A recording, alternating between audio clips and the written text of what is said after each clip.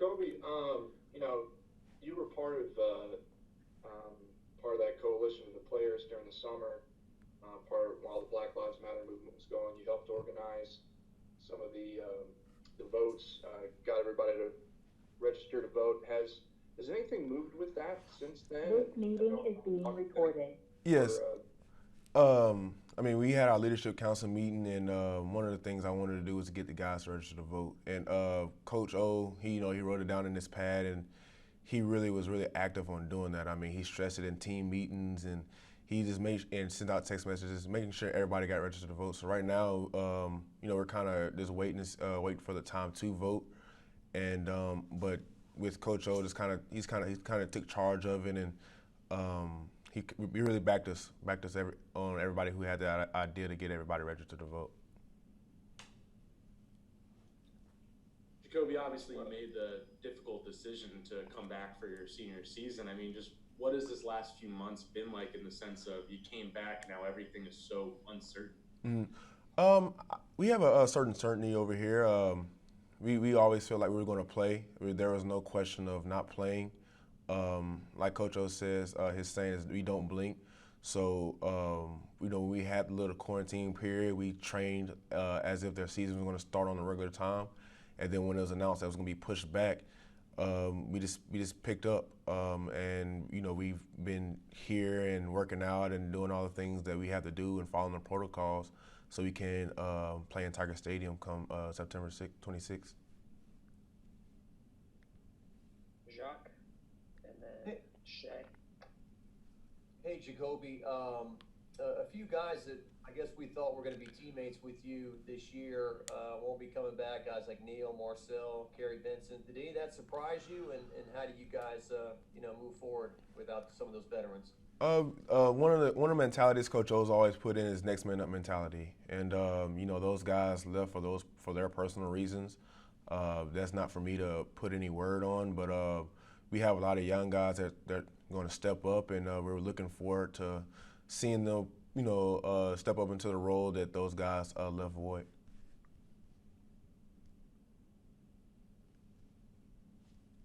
Hey, JaCoby.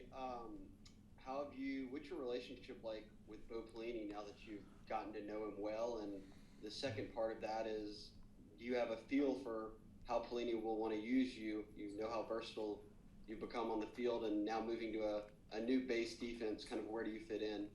Yeah, my relationship with Coach Pelini is pretty cool. We can talk about stuff outside of football. I know there's some times where we'll be sitting in like the meeting room, and I'll have a football play on and kind of watching it with Damone, and Coach Pelini will come in and talk about something else off the field, and I feel like that's pretty cool. It kind of it creates a better rapport when the time, and we really know Coach Pelini and how he is and his moods when he is on the field, because we talk to him about other stuff than football. And when it comes to stuff that's how he's going to use me, it's kind of the same stuff I did last year, just blitzing and just using where the team needs fit. Like I said, I'm willing to do anything to help the defense be a great defense and the team win. Hey, JaCoby. Obviously, you guys in the secondary are losing, Kerry for the year. I guess kind of how have you seen some of the younger guys like Cordell and Elias and Bradarius kind of step up in those moments, because you guys are going to need them this year? Right. Those guys, they've done a great job. They accepted the challenge, and like I said, Cordell's always been a guy that we've depended on. It's nothing new for him. He's he's the clear starter, and we're expecting a lot from Cordell, and the same thing with Darius and the guys that are going to take the role after Kerry left. And like I said, like Coach O said, it's always next man up, and we don't blink. So the exception doesn't change. JaCoby, Scott Ravelay from The Advocate. I heard you on LSU 60 a few weeks back, be interviewed, and so you talked about wanting to play. Now that you've been back in the program and seen the protocols and the safety precautions and stuff like that, how much is your attitude remain the same, and the desire to play? And we see petitions by players in conferences that aren't getting to play, who said they want to play. Just how much? What is your attitude like, and your desire to play, and and you think, overall for the team? I know some guys have opted out, but just the team overall. I mean, just seeing the opportunity being taken from everybody, it just shows that you need to cherish the moments that you have now. I still want to play. Like I said, I feel safe. Mama Shelley, Coach O, they're on top of everything. They're really proactive. I mean, you can argue that some teams are taking what Mama Shelley's doing and implementing them in their system. Like I said, with the other conference taking taking football, the opportunity to play football away, it just makes me cherish my time here even more.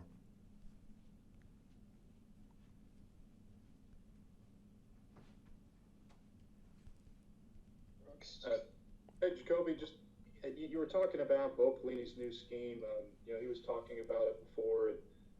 It seems like has a long history of two high safety looks, a little bit more. Ed Ogeron said earlier that you'll probably see that more than you ever have at LSU. Mm-hmm. How is that different for you? And how do you feel like that'll change your role in the defense? And kind of explain how different that'll look for LSU using that kind of scheme.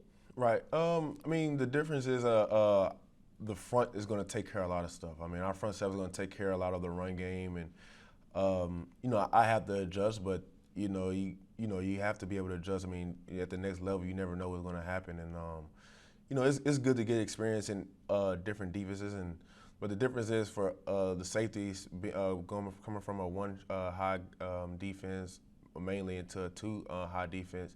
The front in a 4-3, the front just takes care of a lot of things. The front takes care of and knocks out the run. That's really their main responsibility.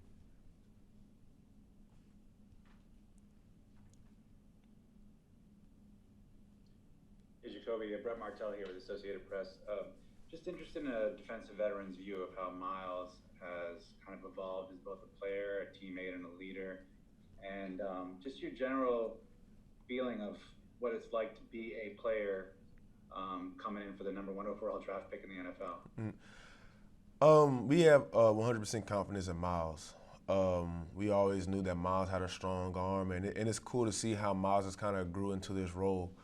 I know as a recruit, when we came in together, I was always excited for Miles Brennan because he was breaking a lot of records in Mississippi, and he came in and he waited his turn, and he just adjusted to the circumstance, and he could have been some of those guys that decided to leave and enter the transfer portal, but he stuck it out, and now he's the guy. And like I said, we expect to see big things from Miles.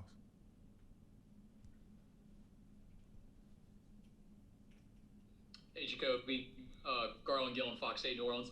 I asked Coach Ogeron yesterday about iron and sharpening iron with the battles between Derek Stingley and Jamar Chase. He said he shows them to the team. What's the reaction like in the film room when y'all show those epic battles between two future first-round picks? Yeah, when we see them, it's for us. We're so normal to it. I mean, we've seen it. Like Coach O said, you see this here at LSU all the time. I remember 2 or 3 years ago, I seen DJ Chark and Dante Jackson go back and forth. So it's nothing new here at LSU.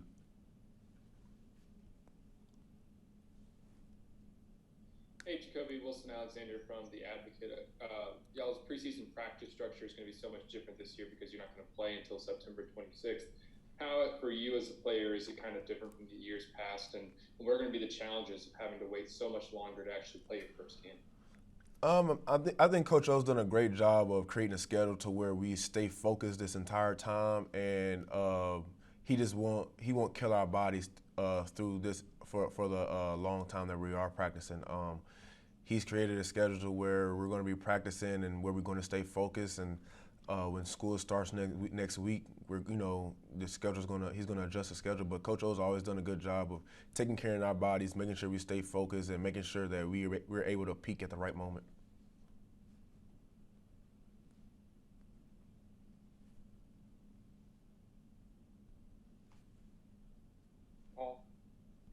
Hey, JaCoby, Paul Boron from CST. I was wondering, you talked a little bit about the protocols. Just talk what it's like, the new normal now, when you come to the facility, what you guys kind of have to go through. And I guess at this point, it's kind of become kind of second nature, right? Right. So one of the things we have to do, we have to walk in and that they take our temperature and give us the wristbands to be able to walk through the building. And we have to wear a mask everywhere we go. We have to wear a mask on the field, and just got just be safe and just be clean. It took a time to get used to. I mean, I know for me, I ran on the field for 3 years without wearing a mask. So I know the first couple of times I had to run back to my locker and go get my mask to put it back on. So, you're going to have those kind of growing pains. But other than that, we've been really good here on our protocol, and we all wear our wristbands and make it easy on the people, making their job easy. The people who have to take care of all that.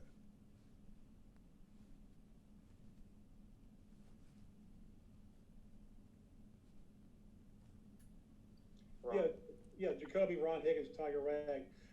Can you talk about Jabril Cox? I mean, what do you see immediately what he brought to the team, and just talk about him having played, on national championship teams at North Dakota State. What does he bring to you? Oh yeah, he's a hard worker. He loves football. I mean, me, Jabril, and Damone, we all go watch film like right after practice. I mean, we're almost waiting for the film to be put up. So he's a football head. He can run sideline to sideline. He's a good guy. I'm really excited to play with him. On the 26th.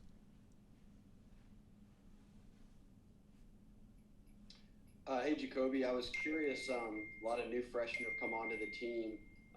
You were a 5-star once in high school. I know they throw all that away when you get there, but what has been your reaction? I guess when you first saw Eric Gilbert in person, and now that you see him on the field as a tight end, kind of what can he do?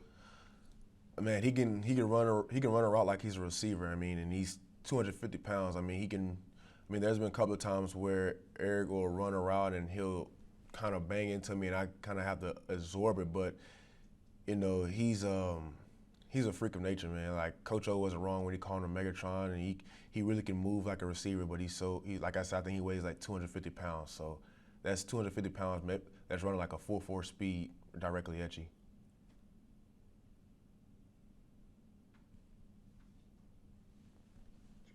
What has it been like defending Miles since y'all got back to preseason camp? It's pretty hard because Miles knows his checks. He knows where he can throw his check down. He's good at reading defenses, and he has a strong arm. I mean, Miles can put the ball out there and let Racy and let Jamar and let Terrace run out there and get it. And and that's one of the things Miles always had. Miles always had a strong arm, and that's one thing that's really difficult about trying to cover all the guys, because he makes you cover the entire field.